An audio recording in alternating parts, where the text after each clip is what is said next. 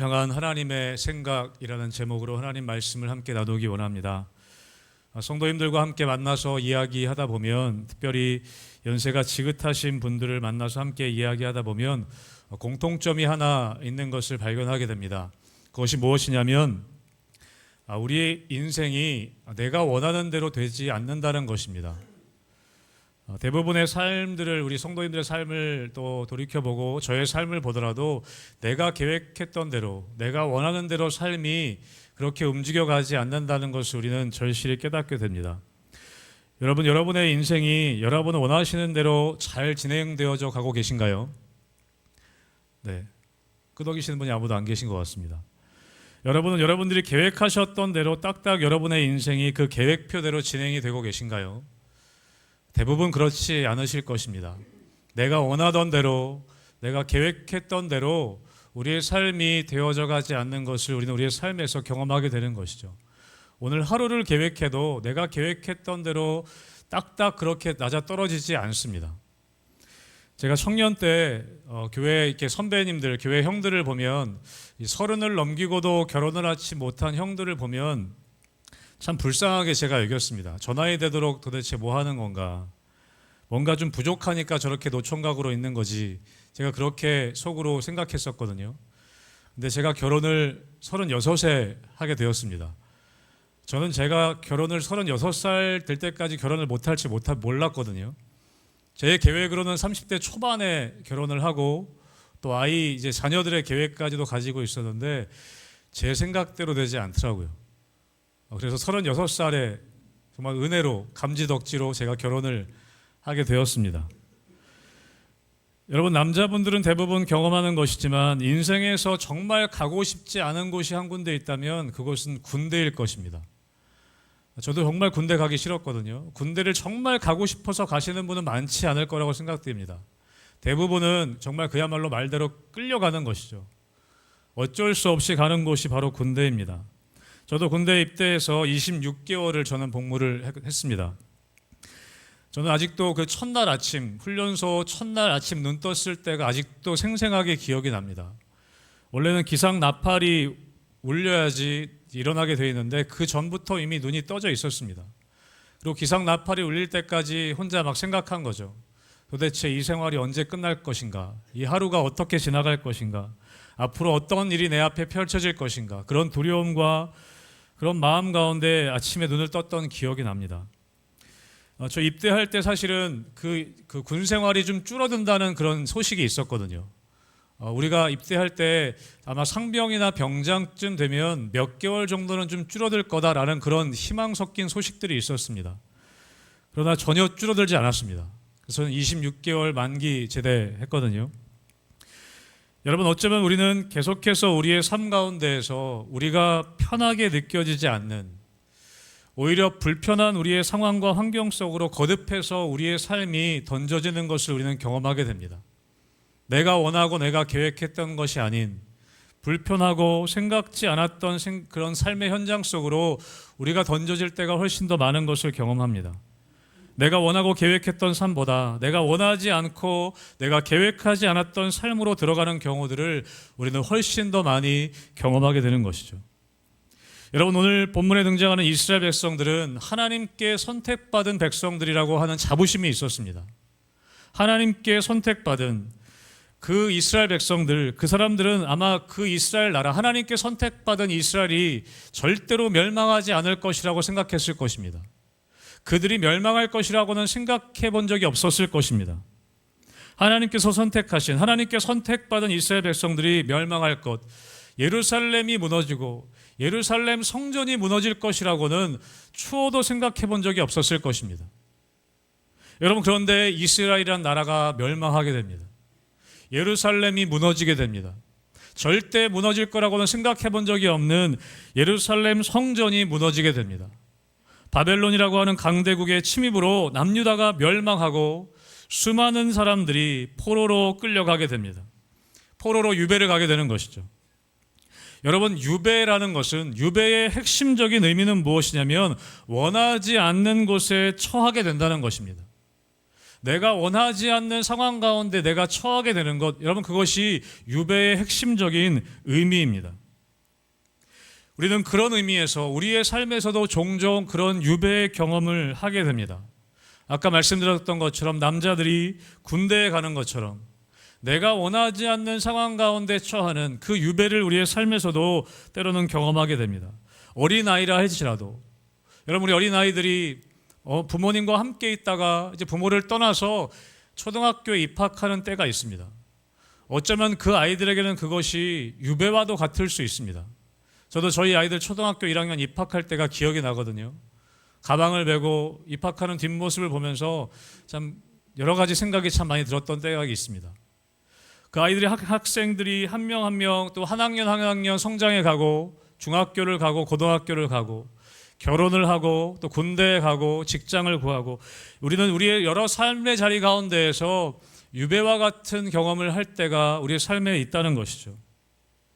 우리는 우리의 삶의 어떤 사회적인 변화들, 또 나의 가치관의 변화, 또 나의 신체적인 어떤 변화들, 또한 가족과 결혼 관계 등의 변화 속에서 우리는 그 유배의 경험을 하게 될 때가 있습니다.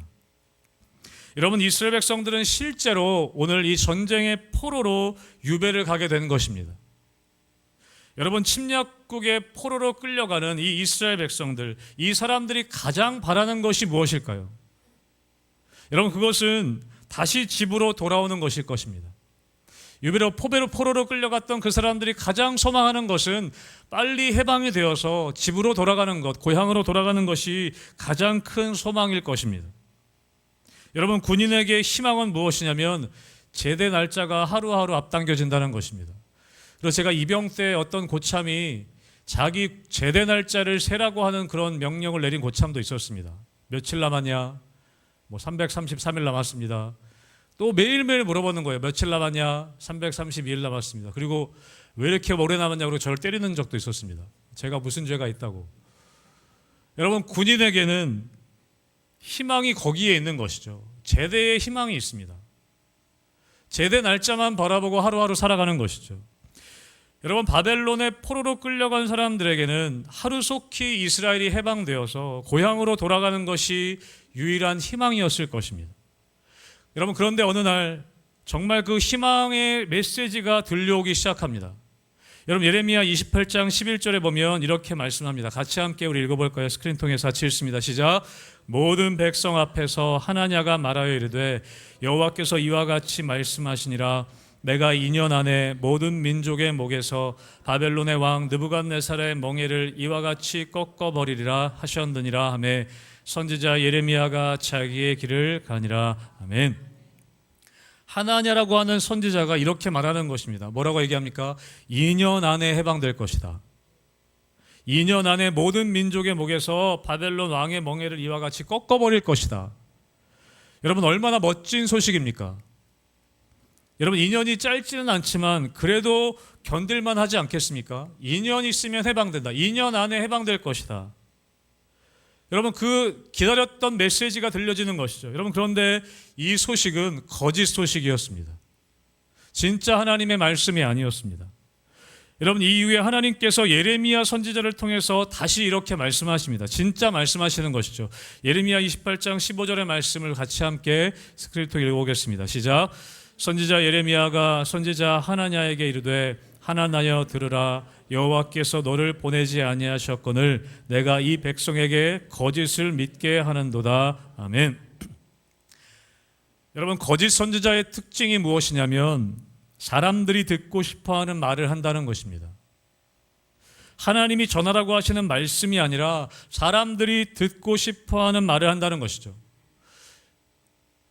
여러분, 그렇다고 물론 듣기 싫은 말을 한다고 다 하나님의 말씀이 아닌 것은 맞습니다. 그러나 오늘 이 하나냐 선지자, 거짓 선지자였던 이 하나냐는 사람들이 듣고 싶어하는 말로 사람들에게 헛된 희망을 심어주고 있었던 것입니다. 그래서 오늘 하나님께서 예레미야 선지자를 통해서 이 하나냐 선지자를 꾸짖고 계십니다. 내가 너를 보내지 아니하였거늘 어찌 이 백성에게 거짓을 믿게 하느냐라고 하나냐 선지자를 꾸짖고 계신 것이죠. 여러분, 예레미야 선지자는 지금이야 우리가 위대한 선지자로 여기고 있지만 저도 예레미야 선지자를 굉장히 좋아하거든요. 여러 선지자들 중에 예레미야 선지자를 특히 좋아하는데 지금이야 우리가 예레미야 선지자를 위대한 선지자로 여기고 있지만 여러분, 당시에는 이 예레미야는 참 인기 없는 선지자였습니다. 왜 그러냐면 예레미야서를 쭉 읽어보면 이 예루살렘이, 이스라엘이 바벨론에게 멸망하기 전에는 계속해서 저주의 메시지를 퍼부었거든요. 예루살렘을 향해서 예루살렘을 벌받을 성이다, 예루살렘은 멸망을 받을 성이다, 이스라엘 백성들을 향해서는 너희는 벌받을 백성들이다, 너희는 망하게 될 것이다, 이스라엘은 망할 것이다, 그렇게 메시지를 전했습니다. 그리고 바벨론이 쳐들어왔을 때 뭐라고 선포했냐면 바벨론에게 항복해라, 항복해야 살 수 있다, 그런 메시지를 전했다는 거예요. 여러분, 그래서 이 예레미야는 백성들에게 맞고 감옥에 갇히기도 했습니다. 여러분, 제가 강단에서 여러분에게 말씀을 전하는데 매주 말씀 전할 때마다 여러분 망할 것입니다, 이 멸망받을 백성들아 하면서 여러분, 제가 그 메시지를 전한다면 하루 이틀도 아니고 어떠실 것 같습니까? 진짜 인기 없겠죠. 돌을 던지지 않겠습니까? 여러분, 예레미야는 돌로 맞기도 하고 감옥에 갇히기도 했습니다. 여러분, 오늘도 무슨 말씀을 전하냐면 선지자 하나냐에게 책망을 하면서 그 이후에 뭐라고 말씀하시냐면 오늘 읽은 말씀 예레미야 29장 10절의 말씀을 다시 한번 읽어보겠습니다. 10절 말씀 읽습니다. 시작. 여호와께서 이와 같이 말씀하시니라. 바벨론에서 70년이 차면 내가 너희를 돌보고 나의 선한 말을 너희에게 성취하여 너희를 이곳으로 돌아오게 하리라. 아멘. 여러분, 지금 아멘 하셨지만 여러분, 이스라엘 백성들에게는 이 메시지는 절망적인 소식 아니겠습니까? 70년이 차야 돌아올 수 있을 것이다. 70년이 차야 돌아올 수 있을 것이다. 여러분, 이런 메시지가 충격적인데 그런데 이어서 뭐라고 말씀하시냐면 오늘 우리가 읽은 예레미야 29장 11절의 말씀도 다시 한번 읽어보겠습니다. 11절 말씀 읽습니다. 시작. 여호와의 말씀이니라. 너희를 향한 나의 생각을 내가 아나니 평안이요 재앙이 아니니라. 너희에게 미래와 희망을 주는 것이니라. 아멘. 여러분, 이 11절만 읽으면 우리에게 너무나 은혜가 되는 말씀입니다. 너희를 향한 나의 생각은 평안이요 재앙이 아니다. 너희에게 미래와 희망을 주기를 원한다. 이 말씀만 읽으면 너무나 우리에게 힘이 되고 우리에게 소망의 메시지가 됩니다. 여러분, 그런데 이 말씀을 문맥상으로 읽으면 굉장히 당황스러워집니다. 왜 그렇습니까? 바로 앞절에 하나님 뭐라고 말씀하시냐면 너희가 70년이 차야 돌아오게 될 것이다. 우리를 향한 하나님의 생각이 평안이고 우리를 향한 하나님의 마음이 미래의 희망을 주는 것이라고 말씀하는데 앞뒤가 맞지 않는 것 같아요. 여러분, 오히려 우리가 생각하는 평안과 희망은 하나냐 선지자의 메시지가 맞는 것 같습니다. 오히려 하나냐 선지자의 메시지와 이 말씀을 이어붙이면 맞는 것 같아요. 2년 안에 풀려나게 될 것이다. 너희를 향한 나의 생각은 평안이요 재앙이 아니다. 미래의 희망을 주는 마음이다. 여러분, 이것이 메시지가 이어진다면 맞는 것 같아요. 2년 안에 너희가 풀려날 것이다. 여러분, 그런데 어떻게 바벨론에서 70년이 차야 고랑으로 돌아올 것이라는 메시지가 평안이고 희망일 수 있느냐는 것이죠. 여러분, 우리의 신앙생활의 딜레마가 바로 이것입니다. 여러분, 우리 신앙생활 가운데 내 생각은 2년 안에 돌아오는 것이 희망인데 하나님의 생각은 70년이 지나야 돌아올 수 있다는 것, 여러분, 그것이 바로 우리의 신앙생활의 딜레마라는 것이죠. 여러분, 우리가 신앙생활할 때 중요하게 붙잡아야 할 전제가 있습니다. 우리가 붙잡아야 할 가장 중요한 전제가 하나 있습니다. 그것은 무엇이냐면 이사야서 55장 8절과 9절의 말씀입니다. 같이 함께 우리 읽어보도록 하겠습니다. 이사야서 55장 8절과 9절 같이 읽습니다. 시작. 이는 내 생각이 너희의 생각과 다르며 내 길은 너희의 길과 다름이니라. 여호와의 말씀이니라. 이는 하늘이 땅보다 높음같이 내 길은 너희의 길보다 높으며 내 생각은 너희의 생각보다 높음이니라. 아멘. 여러분, 우리가 신앙생활할 때 놓치지 말아야 할 중요한 전제, 중요한 기준이 있다면 그것은 무엇이냐면 하나님의 생각은 우리의 생각과 다르시다는 겁니다. 하나님의 길은 우리의 길과 다르다는 것입니다. 여러분, 하나님의 생각은 우리의 생각보다 훨씬 더 높다는 것을 인정하는 것, 여러분, 그것이 우리의 신앙생활의 기준이 되어야 한다는 것이죠. 여러분, 우리는 이것을 인정해야 된다는 것을 머리로는 너무나 잘 압니다. 그러나 자주 인정이 안 될 때가 많다는 것이 우리의 신앙생활의 딜레마입니다. 왜 그렇습니까? 여러분, 2년과 70년의 차이는 너무나 크기 때문에 그렇습니다. 한 10년만 됐어도 좀 인정해 볼 수 있을 것 같은데, 여러분, 70년은 좀 너무하지 않나 라는 생각이 든다는 것이죠. 여러분, 그렇다면 우리가 이 신앙생활의 딜레마를 어떻게 좁혀갈 수 있을 것인가? 내가 생각하는 이 희망과 하나님이 생각하시는 이 희망의 사이의 간극을 우리는 어떻게 좁혀갈 수 있을 것인가? 여러분, 하나님께서는 우리에 대한 하나님의 생각을 포기하시지 않을 것입니다. 포기하시지 않겠죠. 그것이 옳은 길이기 때문에. 여러분, 그렇다면 우리가 하나님의 생각을 맞춰가야 할 텐데, 어떻게 우리가 그 하나님의 생각과 나의 생각의 간극을 좁혀갈 수 있을 것인가? 여러분, 오늘 본문을 보면 여러분 10절의 말씀, 우리가 읽은 말씀 10절의 말씀을 어떻게 시작하고 있습니까? 10절은 이렇게 시작합니다. 여호와께서 이와 같이 말씀하시니라. 여러분, 11절 말씀도 이렇게 시작하고 있습니다. 여호와의 말씀이니라. 여러분, 오늘 읽은 14절 말씀도 이렇게 시작하고 있습니다. 이것은 여호와의 말씀이니라. 14절의 마지막 부분도 이것은 여호와의 말씀이니라 라고 끝맺고 있습니다. 이것이 하나님의 분명한 말씀이라는 것을 예레미야 선지자는 강조하고 있습니다. 선지서 곳곳에 등장하는 것이 이것입니다. 이것은 내 말이 아니고 하나님의 말씀이다 라는 것을 강조합니다. 여러분, 우리가 성경이 시작되는 창세기 1장은 이렇게 시작합니다. 태초에 하나님이 천지를 창조하시니라. 그리고 나서 1장 2절에는 이렇게 이야기합니다. 같이 함께 창세기 1장 2절 읽어보겠습니다. 시작. 땅이 혼돈하고 공허하며 흑암이 깊음 위에 있고 하나님의 영은 수면 위에 운행하시니라. 아멘. 하나님께서 세상을 창조하시기 전에 이 세상이 어떤 상태였다라고 말씀하시냐면 땅이 혼돈하고 공허하였다라고 말씀하십니다. 여러분, 혼돈이라는 말은 어떤 뜻이냐면 무질서하고 형태가 없다라는 의미입니다. 헬라어로 말하면 카오스라는 말이죠. 카오스. 혼돈의 상태였다라고 이야기합니다. 그런데 그 이후에 1장 3절에 어떤 일이 일어나냐면 우리 1장 3절 말씀도 같이 읽습니다. 시작. 하나님이 이르시되 빛이 있으라 하시니 빛이 있었고. 아멘. 하나님이 말씀하시니까 빛이 생겼습니다. 또 하나님이 말씀하시니까 궁창이 나눠졌습니다. 또 하나님이 말씀하시니까 해가 생기고 달이 생기고 별이 생겼습니다. 또 하나님이 말씀하시니까 땅 위에 뛰노는 짐승들이 생기고 바닷속에 있는 생물들이 생겼습니다. 나무와 가축들과 생물들이 생겼습니다. 여러분, 하나님이 말씀하시니까 혼돈이었던, 무질서하고 형체가 없었던 그곳이 질서가 잡히게 되었다고 이야기합니다. 무엇 때문에요? 하나님이 이르시되, 하나님이 말씀하실 때에.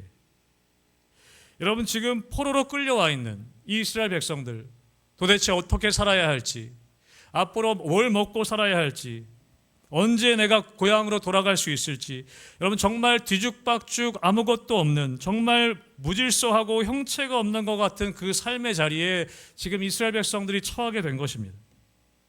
2년 안에 해방될 것이라고 했는데 이제 70년이 차야 돌아갈 수 있다고 하는데 도대체 뭐가 뭔지 그 혼돈의 상태 자체가 바로 오늘 이스라엘 백성들의 모습이었다는 것이죠.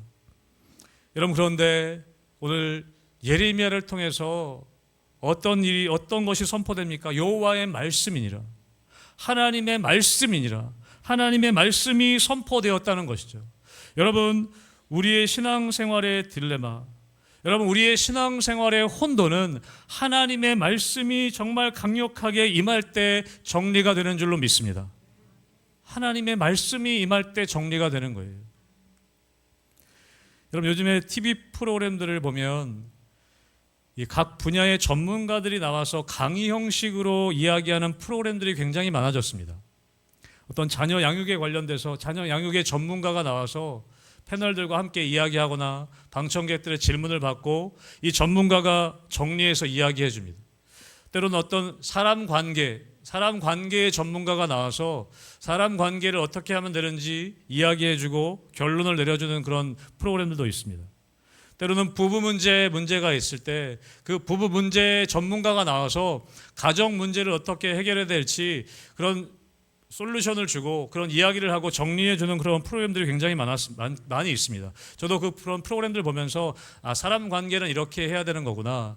그런 어떤 팁을 얻기도 하고 어려웠던 것들이 좀 정리되는 그런 기분도 느끼게 됩니다. 그런 프로그램들이 많은 것이죠. 그래서 그 프로그램들 보면서 이래서 이랬던 거구나. 원인도 찾게 되고 그러면 이렇게 해야 되는구나 하는 방법도 찾게 되는 것이 그런 프로그램들입니다. 여러분 아이들 키워보시다 보면 이 아이들 아플 때가 굉장히 많습니다. 저희 아이들도 어렸을 때 많이 아픈 경험들이 많이 있는데 어느 날 저희 첫째 아이가 배가 좀 아프다고 했던 것 같아요. 명확하게 어디였는지 기억이 안 나는데 좀 어디가 좀 불편한 곳이 있었습니다. 그래서 이게 병원에 가야 될 일인지 아닌지 잘 좀 헷갈릴 때가 있었어요. 그래서 제가 아시는 의사이셨던 집사님께 전화를 했습니다. 전화를 안 받으시더라고요. 그래서 제가 좀 불안한 마음에 아이를 데리고 차에 태워가지고 병원을 좀 급하게 갔습니다. 근데 가고 있는데 그 집사님께 전화가 왔어요. 목사님 무슨 일이세요? 전화가 와가지고 저희 아이가 이런 좀 증상이 있는데 그래서 지금 병원에 가고 있습니다라고 말씀드렸더니 그 증상을 들으시더니 목사님 그거는 병원까지 갈 필요는 없는 것 같아요. 요즘에 그런 게 유행처럼 그런 게 있거든요.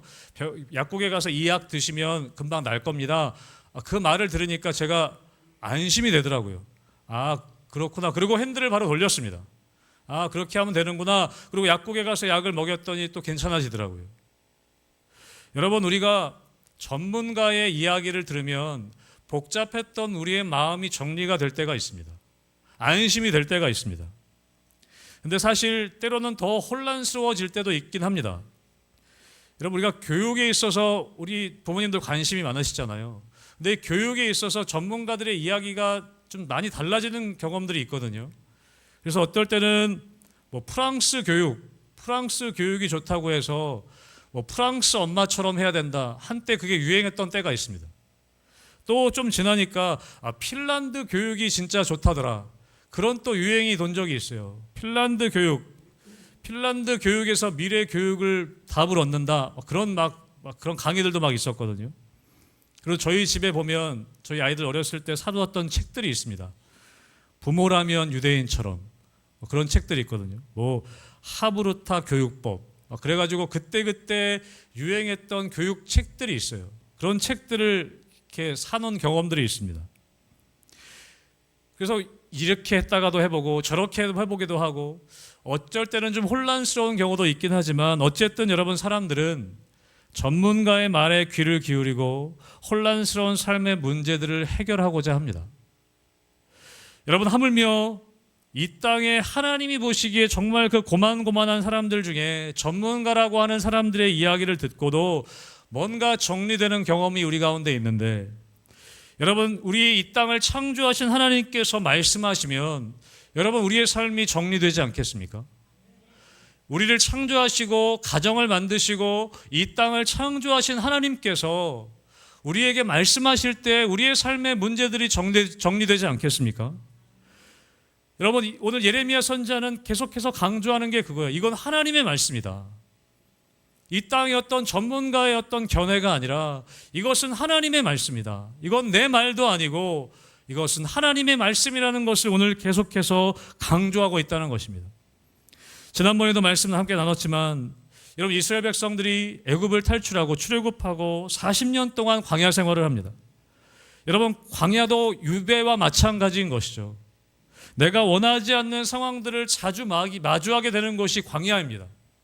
유배 생활과 같죠. 여러분 그런데 하나님께서 그 광야 생활을 허락하신 이유를 이스라엘 백성들에게 말씀해 주셨습니다. 그게 신명기에 나와 있죠. 신명기 8장 2절에 보면 모세를 통해 이렇게 말씀하십니다. 내 하나님 여호와께서 이 40년 동안에 내게 광야길을 걷게 하신 것을 기억하라. 이는 너를 낮추시며 너를 시험하사 내 마음이 어떠한지 그 명령을 지키는지 지키지 않는지 알려 하심이라. 우리 3절 말씀 같이 읽겠습니다. 시작. 너를 낮추시며 너를 줄이게 하시며 또 너도 알지 못하며 내 조상들도 알지 못하던 만나를 내게 먹이신 것은 사람이 떡으로만 사는 것이 아니요 여호와의 입에서 나오는 모든 말씀으로 사는 줄을 내가 알게 하려 하심이니라. 아멘. 여러분, 하나님이 광야의 길을 허락하신 것은, 또 그 유배 생활을 허락하신 이유는 무엇이냐면 사람이 떡으로만 사는 것이 아니고 여호와의 입에서 나오는 모든 말씀으로 사는 줄을 알게 하기 위함이다 라고 우리에게 말씀하신다는 것이죠. 여러분, 광야 자체가 비극이 아니라는 것입니다. 여러분, 때로는 우리의 삶에 유배 생활과 같은 삶을 경험할 때 그 삶 자체가 비극이 아니라는 것입니다. 그 광야 생활 같은 삶의 자리 가운데 하나님 하시는 말씀을 듣지 못하는 것이 비극이라는 것이죠. 여러분, 우리는 어쩔 수 없이 광야와 같은 삶을 경험하게 됩니다. 우리는 유배 생활과 같은 삶을 경험할 수밖에 없습니다. 그런데 여러분, 그 생활 가운데 하나님의 말씀만 들을 수 있다면 여러분, 그것은 저주의 땅이 아니라는 것을 오늘 말씀하고 있습니다. 여러분, 요즘 저의 가장 큰 고민은 바로 그것입니다. 우리 희망교회 성도님들이 어떻게 하면 이 광야와 같은 삶의 자리 가운데서, 이 유배 생활과 같은 삶의 자리 가운데서 하나님 하시는 말씀이 들려지게 할 수 있을까? 어떻게 우리 성도님들이 하나님 말씀을 좀 들으실 수 있을까? 그것에 대한 고민이 저에게는 가장 큽니다. 여러분, 그래서 내년에는 이 말씀을 함께 나누고 말씀으로 양육할 수 있는 프로그램들을 함께 만들어 가려고 합니다. 여러분, 어떤 방법을 통해서든지 우리가 하나님 말씀으로 사는 법을 배우기 위함인 것이죠. 여러분, 하나님께서는 이스라엘 백성들에게 여호와의 말씀이니라, 하나님 말씀이 그들 가운데 임할 때에 그들의 삶이 정리될 수 있기 때문에 혼란스러운 이 신앙생활의 딜레마가 잘 정돈이 되고 우리를 향한 하나님의 그 생각, 미래에 대한 희망을 주시려는 하나님의 생각을 우리가 알아가기 위해서 여호와의 말씀이니라, 사랑하는 성도 여러분, 그 하나님의 말씀 앞에 매일매일 서게 되시기를 주님의 이름으로 축복합니다. 여러분, 그것이 우리의 신앙생활의 딜레마, 하나님의 생각과 나의 생각의 간극을 좁혀줄 수 있는 방법이라는 것입니다. 여러분, 우리에게 이어서 예레미야 29장 12절과 13절의 말씀도 함께 읽어보겠습니다. 같이 읽습니다. 시작. 너희가 내게 부르짖으며 내게 와서 기도하면 내가 너희들의 기도를 들을 것이요 너희가 온 마음으로 나를 구하면 나를 찾을 것이요 나를 만나리라. 아멘. 하나님께서 오늘 말씀하시죠. 하나님의 생각, 하나님의 마음에 대해서 말씀해 주시고 너희를 향한 나의 생각을 말씀해 주시고 뭐라고 말씀하십니까? 내게 와서 부르짖어라, 내게 와서 기도해라 라고 말씀하십니다. 기도하라는 말씀이죠. 여러분은 기도할 때 무엇을 기대하며 기도하십니까? 오늘 하나님께서 부르짖으라고 말씀하시는데 여러분, 하나님 앞에 부르짖으실 때 무엇을 기대하시면서 여러분 부르짖으십니까? 여러분, 우리는 응답을 기대합니다. 하나님이 응답하시기를 기대합니다. 우리는 기도할 때 그 기도에 응답해 주시기를 바라죠. 그리고 되도록이면 내가 원하는 방향으로 응답해 주시기를 바랍니다. 그렇지 않으십니까? 내가 원하는 방향으로. 여러분, 그런데 여러분, 기도라는 큰 관점에서 기도를 봤을 때 여러분, 사실은 우리가 기도하고 그리고 하나님이 응답하시는 것이 아니라, 여러분, 오늘 말씀을 통해서도 볼 수 있지만 먼저는 하나님의 말씀이 있고 여러분, 그리고 우리가 이어서 기도가 있다는 것을 우리는 보게 됩니다.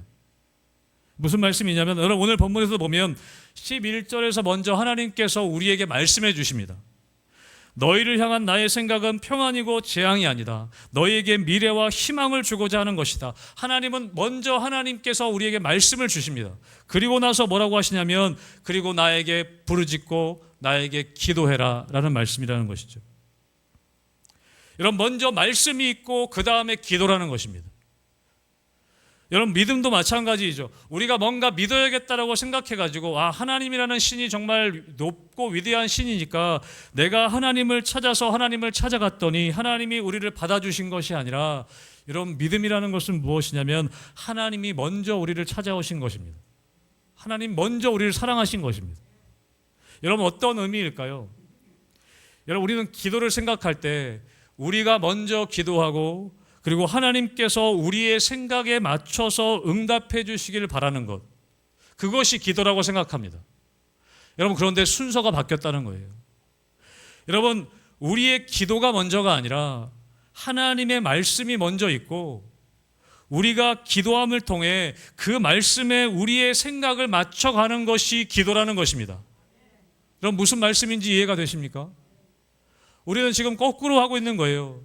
내가 기도하면 하나님이 내 생각에 맞춰서 응답해 주시는 것을 우리는 기도라고 생각한다는 것이죠. 여러분, 그러나 기도는 무엇이냐? 하나님이 먼저 말씀하시고 그리고 우리가 기도함을 통해 그 하나님의 마음과 하나님의 생각에 우리의 생각을 맞춰가는 것이 기도라는 것입니다. 그게 진짜 기도의 목적이라는 것입니다. 여러분, 예수님이 이 땅에 오신 것도 그렇습니다. 여러분, 하나님께서는 우리에게 우리의 삶의 모든 진리와 정답이 되시는, 응답이 되시는 예수님을 먼저 우리에게 보내주셨습니다. 여러분, 사람들이 먼저 구한 것이 아니에요. 구했다 해도 그들이 생각하는 메시아는 아니었죠. 여러분, 하나님은 그들이 생각하지도 못했던 놀라운 응답을 우리에게 보내주셨습니다. 그분이 예수 그리스도이십니다. 여러분, 우리는 그 예수 그리스도가 우리에게 오심을 통해서 우리는 예수 그리스도의 이름으로 기도함을 통해 하나님이 우리에게 주셨던 약속, 하나님이 우리에게 주셨던 응답을 깨달아가는 과정을 겪는 것입니다. 그것이 기도라는 것입니다. 여러분, 그래서 기도함을 통해 여러분, 오늘 13절의 말씀에 보면 이렇게 기록합니다. 너희가 온 마음으로 나를 구하면 나를 찾을 것이요 나를 만나리라. 여러분, 기도의 궁극적인 목적이 여기에 있습니다. 여러분, 기도는 왜 하는가? 하나님의 생각과 우리가 만나게 되는 것입니다. 우리가 기도할 때 하나님을 만나게 되는 것이에요. 우리가 기도할 때 하나님의 생각을 만나고 하나님의 마음을 만나게 되는 것입니다. 그것이 기도의 목적이라는 것이죠. 여러분, 내가 생각하는 평안이 포커스가 아니고 하나님의 생각이 포커스가 되어져야 한다는 것입니다. 여러분, 하나님은 우리를 치료하시는 분이십니다. 믿으십니까? 여러분, 그런데 여러분, 하나님은 의사가 아니시라는 거예요. 무슨 말이냐면, 여러분, 의사 선생님은 환자를 만날 때 목적이 무엇입니까? 치료입니다. 낫게 하는 것이 목적이에요. 여러분, 그래서 우리가 이제 병원 가서 치료받으시고 병이 낫잖아요. 여러분, 병이 낫고도 여러분, 의사 선생님이 너무 고마워서 매일매일 의사 선생님 찾아가시는 분이 계신가요? 그렇지 않죠. 뭐 한 번 정도야 고맙다고 찾아갈 수 있겠죠. 여러분, 그러나 우리가 병원에 가는 목적은 병이 치료받는 것이기 때문에 병이 나으면 더 이상 병원에 가지 않습니다. 더 이상 의사 선생님 만나지 않습니다. 여러분, 하나님은 우리의 병을 고치시는 게 목적이 아니라는 거예요. 여러분, 우리는 그런데 기도를 그렇게 생각한다는 것이죠. 기도의 목적을 내가 원하는 것이 이루어지는 것이라고 생각한다는 거예요.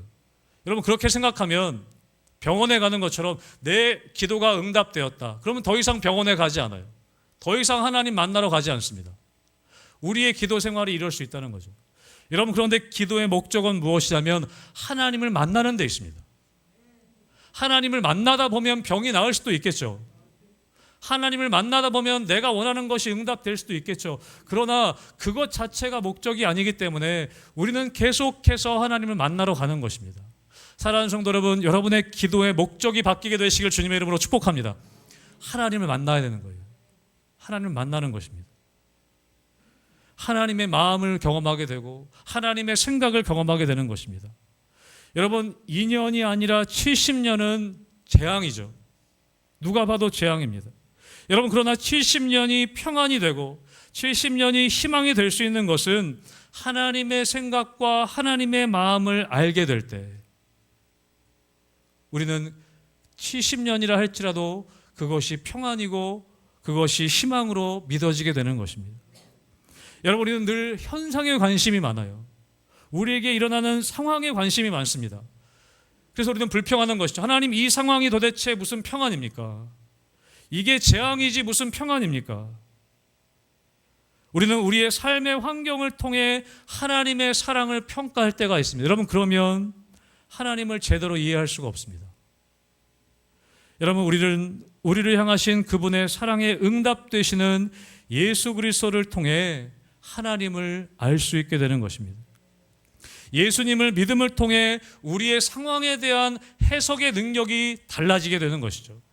여러분, 그래서 사도 바울은 감옥에서 에베소서를 쓰면서 에베소 교회를 위해 이렇게 기도합니다. 우리 에베소서 1장 17절에서 19절, 좀 길지만 함께 읽어보도록 하겠습니다. 17절에서 19절입니다. 시작. 우리 주 예수 그리스도의 하나님 영광의 아버지께서 지혜와 계시의 영을 너희에게 주사 하나님을 알게 하시고 너희 마음의 눈을 밝히사 그의 부르심의 소망이 무엇이며 성도 안에서 그 기업의 영광의 풍성함이 무엇이며 그의 힘의 위력으로 역사하심을 따라 믿는 우리에게 베푸신 능력의 지극히 크심이 어떠한 것을 너희로 알게 하시기를 구하노라. 아멘.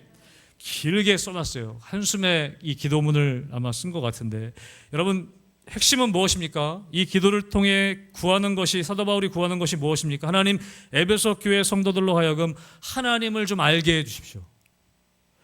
지혜와 계시의 영을 주셔서 하나님을 알게 해 주십시오. 하나님이 어떠신 분이신지 알게 하시기를 원합니다 라고 구했던 것입니다. 그런데 에베소 1장에 보면 예수 그리스도 안에서라는 그런 단어가 15번이나 나옵니다. 여러분, 하나님을 알 수 있는 것은 예수 그리스도를 통해서 알 수 있다는 것입니다.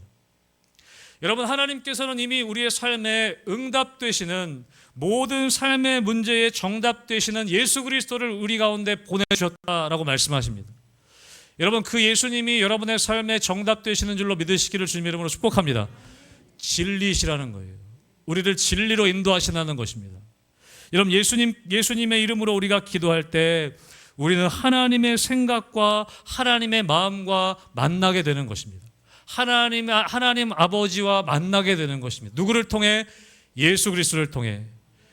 우리는 이제 예수 그리스도를 통해 하나님 아버지를 직접 만나게 될 수 있다는 거예요. 그것이 기도의 목적이라는 것입니다. 사랑하는 성도 여러분, 우리 예레미야 29장 11절의 말씀, 이 하나님의 마음을 다시 한번 마지막으로 함께 읽어보도록 하겠습니다. 29장 11절입니다. 시작.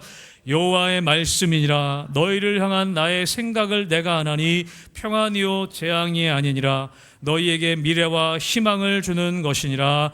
아멘. 아멘. 여러분, 우리의 모두에게는 다양한 기간의 유배 생활을 경험하게 됩니다.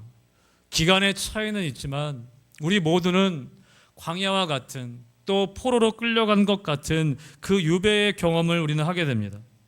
내가 원하지 않는 상황, 내가 계획하지 않았던 그런 삶을 우리는 경험하게 되는 것이죠. 여러분, 그때 우리는 어떻게 반응해야 될 것인가? 불평과 원망과 낙심 가운데 빠져만 있을 것인가? 우리는 이 신앙생활의 딜레마, 내가 생각하는 희망과 하나님이 생각하시는 희망의 간극을 어떻게 좁혀갈 수 있을 것인가? 사랑하는 성도 여러분, 우리가 하나님 말씀 앞에 정직하게 서고 하나님께 나아가 부르짖음을 통해 여러분, 하나님의 생각, 하나님의 마음을 깨달아 여러분, 혼란스러운 삶의 자리에서 정말 참된 평안과 희망을 누리게 되시기를 주님의 이름으로 축복합니다. 여러분, 우리의 삶은 늘 그런 삶을 경험할 수밖에 없습니다. 늘 유배지의 삶과 같은 삶을 우리는 경험하게 되는 것이죠. 그때 여러분, 하나님의 말씀이 임하기만 한다면, 하나님 말씀이 들려지기만 한다면 우리의 삶은 정리될 수 있습니다. 그리고 우리가 기도하며 나갈 때에, 부르짖으며 나아갈 때에 그 하나님의 마음을 만나고 하나님을 만날 수만 있다면 여러분, 70년이라 하더라도 그 기간이 절망이 아닌 희망이고 그 기간이 재앙이 아닌 평안이 될 줄로 믿습니다. 사랑하는 성도 여러분, 늘 하나님 말씀 앞에 서시고 늘 하나님 부르짖는 자리 가운데 기도가 회복되시는 우리 여러분 되시기를 주님의 이름으로 축복합니다. 아멘. 우리